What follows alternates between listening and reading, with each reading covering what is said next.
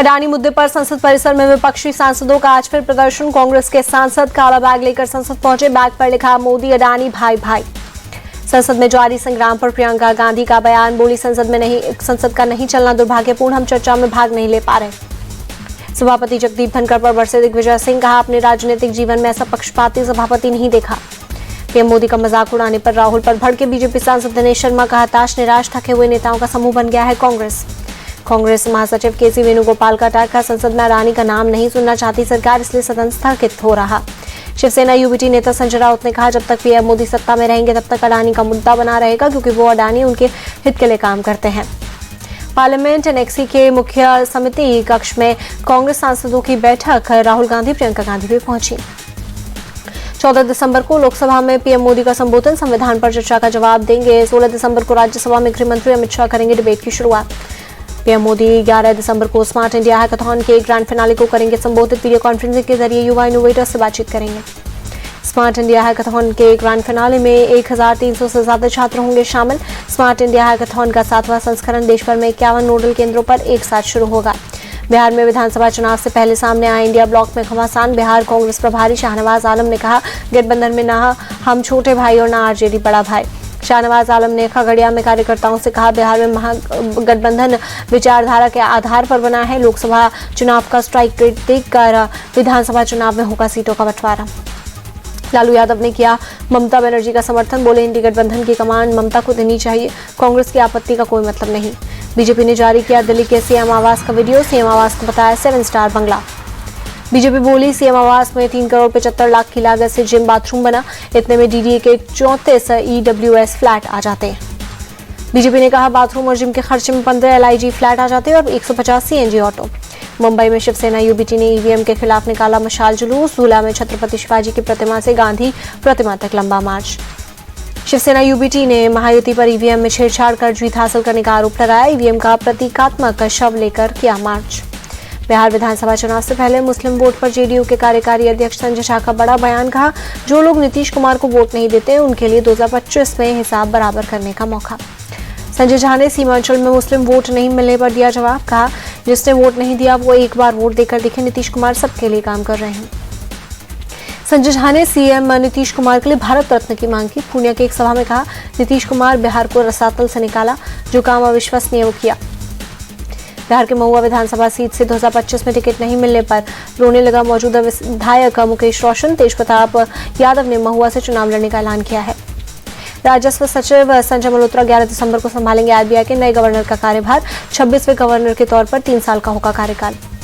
मणिपुर हिंसा का supreme court ने लिया संज्ञान। सरकार से लूट, अतिक्रमण, जलाई गई संपत्तियों की मांगी डिटेल। मणिपुर में इंटरनेट सेवा बहाल। सरकार ने 9 जिलों से पाबंदी हटाई। पूर्व विदेश मंत्री कर्नाटक के पूर्व सीएम एसएम कृष्णा का निधन। 92 साल की उम्र मिली अंतिम सांस। नेताओं ने जताया दुख। बस की चपेट में 1 दर्जन से ज्यादा गाड़ियां भी आईं। गाड़ियों में सवार कई लोग घायल हुए। एक बिल्डिंग की दीवार से टकराकर थमी बस की रफ्तार। बस की टक्कर से बिल्डिंग की बाउंड्री वॉल गिरी। बस के ड्राइवर संजय मोरे का बीती रात जेजे अस्पताल में कराया गया मेडिकल। पूछताछ में जुटी पुलिस। 1 दिसंबर को नौकरी की थी ज्वाइन। कुल्ला बस हादसे वाली जगह पर पहुंची फॉरेंसिक टीम। बस एक्सपर्ट की टीम कर रही है बस की मेंटेनेंस की जांच। दिल्ली के वसंत कुंज इलाके में दर्दनाक हादसा। ट्रक की टक्कर से 3 लोगों की मौत।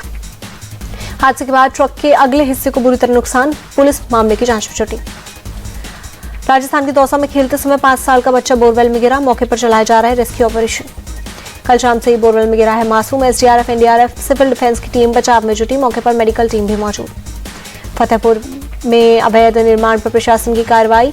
180 साल पुरानी नूरी जामा मस्जिद के अवैध हिस्सा पर चला प्रशासन का बुलडोजर। यूपी के बाराबंकी में पुलिस और गौ तस्करों में मुठभेड़। 7 गौ तस्करों को पकड़ा। हिंदू वेश बनाकर करते थे तस्करी। संभल में पुलिस टीम को छापेमारी में मिली बड़ी सफलता। 93 पुड़िया स्मैक के साथ 2 तमंचा कारतूस बरामद। एसपी के मुताबिक एक घर से 315 बोर का तमंचा मिला। दूसरे घर से 315 बोर का तमंचा, 2 जिंदा कारतूस बरामद। मुखबिर की सूचना पर पुलिस टीम ने की छापेमारी। 32 वाहनों के चालान भी किए गए।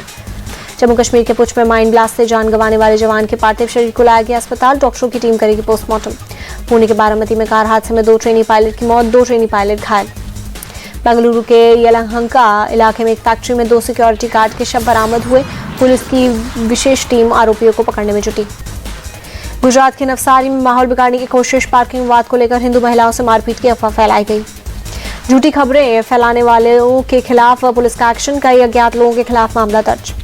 एयर इंडिया ने एयरबस को दिया बड़ा ऑर्डर, 100 एयरक्राफ्ट खरीदेगी टाटा की company. Civil aviation minister Rammohan Naidu ने प्रयागराज एयरपोर्ट का किया दौरा, एयरपोर्ट के विस्तार कार्यों का निरीक्षण किया। गोरखपुर में सीएम योगी ने आयुष्मान वंदन कार्ड योजना का शुभारंभ किया, बुजुर्गों से किया संवाद, पूछा इलाज के लिए कोई पैसे तो नहीं मांगता। गोरखपुर में सीएम योगी ने लगाया जनता दरबार, एक एक कर सुनी लोगों की फरियाद। मडगांव में शुरू हुआ गोवा सरस 2024 कार्यक्रम, सीएम प्रमोद सावंत बोले नारी शक्ति को प्रोत्साहित करना मकसद। दिल्ली में ठंड बढ़ने के साथ ही एक्टिव हुए रेन बसेरे जरूरतमंद लोगों के लिए बने हैं सहारा। रेन बसेरे में प्रशासन की तरफ से किए गए सभी इंतजाम, कंबल गद्दे के साथ बिजली पानी की व्यवस्था। प्रयागराज में महाकुंभ के अवसर पर दुनिया की सबसे बड़ी रंगोली बनाने को तैयार की जा रही है। 55,000 वर्ग फुट की रंगोली में 11 टन रंग का इस्तेमाल होगा। अभिनेता धर्मेंद्र को दिल्ली की एक अदालत में भेजा समन, गरम धर्म ढाबा से जुड़ी धोखाधड़ी के केस में भेजा नोटिस। अभिनेता और गायक दिलजीत सिंह उज्जैन के महाकाल मंदिर पहुंचे, बाबा महाकालेश्वर के दर्शन कर लिया आशीर्वाद। अयोध्या पहुंची अभिनेत्री सोनाली बेंद्रे, दर्शन पूजन के बाद सरयू घाट पर की आरती। सोनाली बेंद्रे ने कहा यहाँ आकर बहुत अच्छा लगा, यहाँ बहुत अच्छी सुविधाएं। हिमाचल प्रदेश के मनाली में ताजा बर्फबारी, बर्फ की सफेद चादर में लिपटा नजर आया इलाका। पर्यटकों के लिए आकर्षण का केंद्र बना मनाली, मौसम का लुत्फ उठाने के लिए दूर दूर से आ रहे हैं लोग। पहाड़ों पर हो रही बर्फबारी से दिल्ली में शीतलहर, कड़ाके की ठंड के बचाव के लिए अराव का सहारा ले रहे हैं लोग। दिल्ली में ठंड बढ़ी, तापमान में आई गिरावट, सुबह इंडिया गेट इलाके में दिखा घना कोहरा। दिल्ली की वायु गुणवत्ता अभी भी खराब श्रेणी में, कई इलाकों में आसमान में छाई धुंध। यूपी के मुरादाबाद में कड़ाके की ठंड, आसमान में घना कोहरा, विजिबिलिटी कम। यूपी के आगरा में भी तापमान में गिरावट, शहर के कई इलाकों में दिखा हल्का कोहरा। पश्चिम बंगाल के बीरभूम में कड़ाके की ठंड, आसमान में छाया घना कोहरा, विजिबिलिटी कम। असम के गुवाहाटी में तापमान गिरा, शहर के कई हिस्सों में छाया घना कोहरा, विजिबिलिटी कम। बांग्लादेश में अल्पसंख्यकों पर जारी अत्याचार के बीच भारत बांग्लादेश के बीच पहली बार आधिकारिक बातचीत। ढाका में मोहम्मद यूनुस से भारत के सेक्रेटरी विक्रम मिस्त्री से मुलाकात की।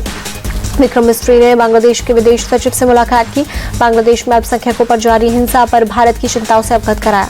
पश्चिम बंगाल की सीएम ममता बनर्जी ने बांग्लादेश में अल्पसंख्यकों के खिलाफ हिंसा करने वालों को बताया सामाजिक तत्व, कहा ऐसे लोग समाज पर बोझ। सीएम ममता ने बांग्लादेशी कट्टरपंथियों को दिया करारा जवाब, कहा आप कब्जा करेंगे, हम बैठकर लॉलीपॉप खाएंगे, ऐसा मत सोचिए, हम अविभाजित भारत हैं।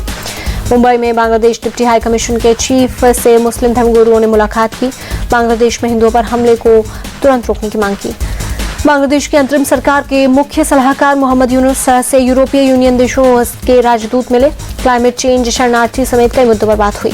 मोहम्मद यूनुस ने यूरो के सदस्य देशों से मांग की अपने वीजा सेंटर को दिल्ली से हटाकर ढाका या किसी पड़ोसी देश में शिफ्ट करें। पटना में सीएम नीतीश कुमार ने बिहार खेल प्रतिभा खोज प्रतियोगिता का किया आगाज। 7 उत्कृष्ट खिलाड़ियों को 20 लाख रुपए स्कॉलरशिप, खिलाड़ियों को बांटे खेल किट। भारत ऑस्ट्रेलिया के बीच 14 दिसंबर से खेला जाएगा तीसरा टेस्ट। ब्रिस्बेन में भारत के खिलाफ ऑस्ट्रेलिया का पड़ रहा भारी, 7 टेस्ट मैचों में 5 जीते, 1 हारा, 1 ड्रॉ। ब्रिस्बेन टेस्ट से पहले जॉश हेजलवुड ने किया अभ्यास, नेट सेशन के दौरान काफी देर की गेंदबाजी।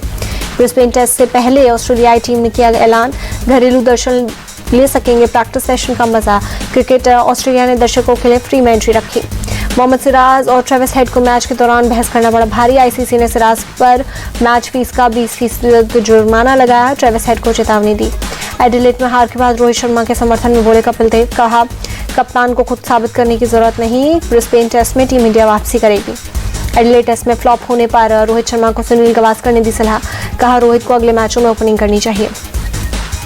एडिलेड टेस्ट में भारत की हार के बाद रोहित शर्मा पर जमकर बरसे रवि शास्त्री, कप्तानी बॉडी लैंग्वेज पर उठाए सवाल, कहा मैच के दौरान रोहित काफी बुझे हुए थे। रवि शास्त्री ने रोहित को पहले की तरह आक्रामक रहने की दी सलाह, कहा मैदान पर रहना होगा एक्टिव, कप्तानी के साथ साथ बल्ले से करना होगा कमाल। साउथ अफ्रीका ने दूसरे टेस्ट में श्रीलंका को 109 रन से हराया, 2 मैचों की टेस्ट सीरीज पर 2-0 से किया कब्जा।